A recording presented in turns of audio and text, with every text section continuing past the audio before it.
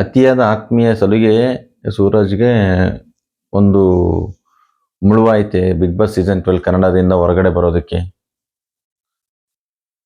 ಅತಿಯಾದ ಆತ್ಮೀಯ ಸ್ನೇಹಿತೆಯ ಸಲುಗೆ ಒಂದು ಮುಳುವಾಯಿತು ಬಿಗ್ ಬಾಸ್ ಸೀಸನ್ 12 ಕನ್ನಡದಿಂದ ಹೊರಗೆ ಬರೋದಕ್ಕೆ ಸೂರಜ್ ಸಿಂಗ್ ಅವರಿಗೆ. ಗೊತ್ತಿಲ್ಲ.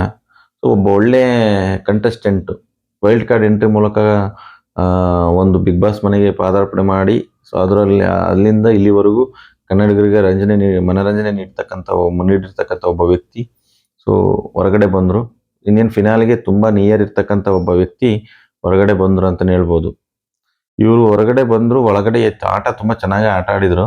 ಬಟ್ ಏನಪ್ಪ ಅಂತಂದರೆ ಇವರು ತುಂಬ ಆಟ ಆಡಿರೋದ್ರ ಜೊತೆಗೆ ಅತಿ ಹೆಚ್ಚು ಟೈಮ್ ಸ್ಪೆಂಡ್ ಮಾಡಿರೋದಂತಂದರೆ ರಾಶಿಕಾ ಅವ್ರ ಜೊತೆ. ರಾಶಿಕಾ ಅವರು ಇವ್ರನ್ನ ಟ್ರಂಪ್ ಕಾರ್ಡಾಗಿ ಬಳಸ್ಕೊಂಡ್ರ ಅಂತಂದರೆ ಕೆಲವೊಬ್ರು ಹೌದು ಅನ್ಬೋದು, ಕೆಲವೊಬ್ರು ಇಲ್ಲ ಇವರೇ ಅವ್ರು ಬಳಸ್ಕೊಂಡ್ರು ಅನ್ಬೋದು. ಬಟ್ ಆದರೆ ಇವರು ಬಿಗ್ ಬಾಸ್ ಸೀಸನ್ 12ರಲ್ಲಿ ಒಂದು ಬಿಗ್ ಬಾಸ್ ಮನೆಗೆ ಬಂದ ದಿನದಿಂದ ಹಿಡಿದು ಇಲ್ಲಿವರೆಗೂ ಇವ್ರು ಬಿಡ್ತೀನಂದ್ರು ರಾಶಿಕಾ ಅವ್ರು ಇವ್ರು ಬಿಡ್ತಾ ಇರಲಿಲ್ಲ. ಇವ್ರ ಜೊತೆಗೆ ಅವ್ರು ಜಾಸ್ತಿ ಟೈಮ್ ಸ್ಪೆಂಡ್ ಮಾಡೋದು, ಜಾಸ್ತಿ ಒಡನಾಟ ಇರೋದು, ಟಾಸ್ಕಲ್ಲಿ ಇವ್ರನ್ನೇ ಜಾಸ್ತಿ ಅವರೊಂದು ಪಾರ್ಟ್ನರ್ ಆಗಿ ತೊಗೊಳೋದು. ಸೊ ನೋಡಿ, ಒಂದು ಇದರಲ್ಲಿ ಸೊ ಯಾರನ್ನ ನೀವು ಪಾರ್ಟ್ನರ್ ಆಗಿ ತೊಗೊತೀರ ಅಂತಂದೇಳಿ ಅಂದಾಗ ಎಲ್ಲರೂ ಬಂದು ಸೊ ನನ್ನನ್ನು ತೊಗೊಳ್ರಿ ಅಂತಂದೇಳಿ ಅವ್ರವ್ರ ಸೆಲ್ಫ್ ಇಂಟ್ರಡಕ್ಷನ್ ಮಾಡ್ಕೊಂಡು ಅವರೊಂದು ಪ್ಲಸ್ ಹೇಳ್ತಾ ಹೋದಾಗ ಸೊ ಎಲ್ಲ ಲೇಡೀಸ್ಗೆ ಒಬ್ಬೊಬ್ಬರನ್ನ ಸೆಲೆಕ್ಟ್ ಮಾಡ್ತಾರೆ. ಆದರೆ ಸೊ ಕೊನೆಗೆ ಸೂರಜ್ ಬರೋ ತನಕನೂ ಇವರು ಯಾರು ರಾಶಿಕಾ ಅವರು ಕೈ ಎತ್ತಂಗಿಲ್ಲ. ಸೊ ನನಗೆ ಬೇಕು ಪಾರ್ಟ್ನರ್ ಆಗಿ ಆಟ ಆಡೋದಕ್ಕಂತ.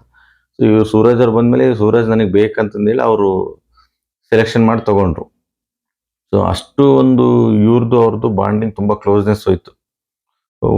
ಒಂದು ಇದರಲ್ಲಿ ಒಂದು ಎಪಿಸೋಡಲ್ಲಿ ಇವರು ಜಗಳ ಆಡ್ತಿರ್ತಾರೆ, ಅಶ್ವಿನಿ ಅವರು ಮತ್ತು ರಕ್ಷಿತಾ ಅವರು ಮತ್ತು ಅಶ್ವಿನಿ ಗಿಲ್ಲಿ ಅವರು ಜಗಳ ಆಡ್ತಿರ್ತಕ್ಕಂಥ ಸಂದರ್ಭದಲ್ಲಿ ಸೊ ಗಾರ್ಡನ್ ಏರಿಯಾದಲ್ಲಿ ಕೂತ್ಕೊಂಡು ಇವ್ರದ್ದೇ ಆಗಿರ್ತಕ್ಕಂಥ ಲೋಕದಲ್ಲಿ ಮುಳುಗಿರ್ತಾರೆ ರಾಶಿಕಾ ಮತ್ತು ಸೂರಜ್. ಅಷ್ಟೊಂದು ಆತ್ಮೀಯತೆ ಇರ್ತಾರೆ, ಕ್ಲೋಸಲ್ಲಿ ಕೂತ್ಕೊಂಡು ಮಾತಾಡ್ತಿರ್ತಾರೆ. ಇವ್ರು ಏನು ನಡೀತಿರ್ತದೆ ಅನ್ನೋ ಭ್ರಮೇಲೇ ಇರಂಗಿಲ್ಲ.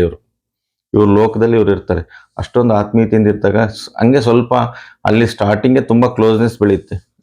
ಸೂರಜ್ ಅವ್ರು ಬರ್ತಾರೆ, ಸ್ವಿಮ್ಮಿಂಗ್ ಪೂಲ್ ಆಟ ಆಡ್ತಾರೆ. ಸ್ವಿಮ್ಮಿಂಗ್ ಪೂಲಲ್ಲಿ ಆಟ ಆಡಬೇಕಾದ್ರೆ ಸೂರಜ್ ಅವ್ರನ್ನ ನೋಡೋ ದೃಷ್ಟಿಕೋನನೇ ಬೇರೆ ಆಗುತ್ತೆ. ರಾಶಿಕಾ ಅವ್ರನ್ನ ಒಂದು ಬೆರಗು ಗಣ್ಣಿನಿಂದನೇ ನೋಡ್ತಾರೆ ಸ್ಟಾರ್ಟಿಂಗ್ಗೆ.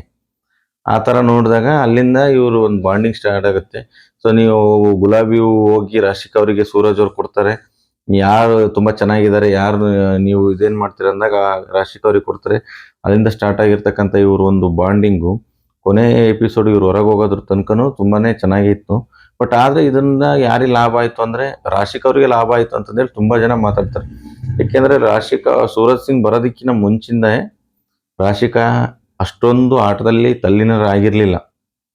ಸೊ ಒಂದು ಲೆಕ್ಕಕ್ಕೆ ಸೊ ಫೈನಲ್ 3ನೇ ವಾರ ಫಿನಾಲಿಗೆ ಬರೋ ಟೈಮಲ್ಲಿ ಫೈನಲ್ ವೀಕಿಗೆ ಆಟ ಆಡೋದಕ್ಕೆ ಬಂದರು, ಆಟ ಆಡಿದರು, ಅವರು ಚೆನ್ನಾಗೇ ಆಡಿದ್ರು. ಬಟ್ ಆದರೆ ರಾಶಿಕಾ ಅವ್ರು ತುಂಬ ಕಾಣಿಸ್ಕೊಂಡಿದ್ದು ಸೂರಜ್ ಬಂದ ಮೇಲೆ. ರಾಶಿಕಾ ಅವ್ರು ಇಷ್ಟು ದಿನ ಮನೇಲಿ ಉಳಿಯೋದಕ್ಕೆ ಕಾರಣನೂ ಸೂರಜ್ ಅಂತಲೇ ಕೆಲವೊಬ್ರು ಮಾತಾಡ್ತಾರೆ, ಇದ್ರೂ ಇರ್ಬೋದು.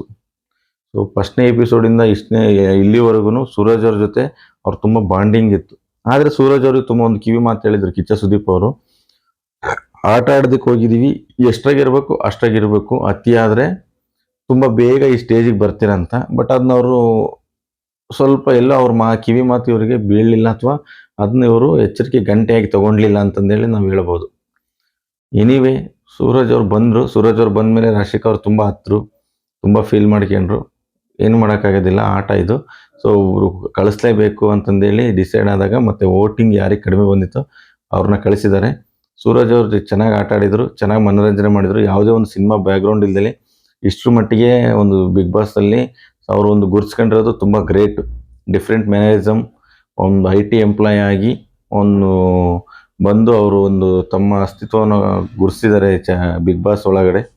ಹಾಗಾಗಿ ಮುಂದಿನ ಅವರ ಜೀವನ ಸುಖಕರವಾಗಿರಲಿ ಅಂತ ಹೇಳ್ತಾ ಈ ನಾನು 2 ಮಾತು ಮುಗಿಸ್ತಿದ್ದೀನಿ. ಜೈ ಹಿಂದ್, ಜೈ ಕರ್ನಾಟಕ ಮಾತೆ.